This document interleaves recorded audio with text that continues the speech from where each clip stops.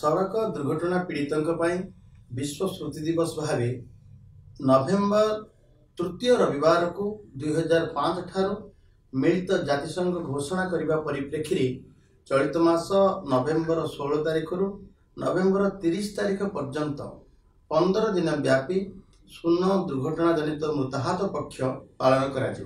ओडिशा सरकार परिवहन विभाग तरफ जिला प्रशासन, पुलिस प्रशासन, सड़क विभाग, स्वास्थ्य विभाग आदि विभिन्न विभाग मिलित सहयोग charity enforcement, engineering, education, emergency care उपरे गुरुत्व दिया। सारा राज्य रे जांच कड़ाकड़ी करा।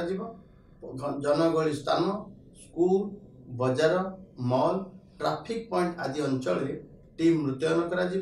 सड़क नियम उल्लंघनकारी विरुद्ध रे शून्य सहनशीलता नीति अवलंबन करा। दुर्घटना प्रवण रास्ता उपरे नजर रखा।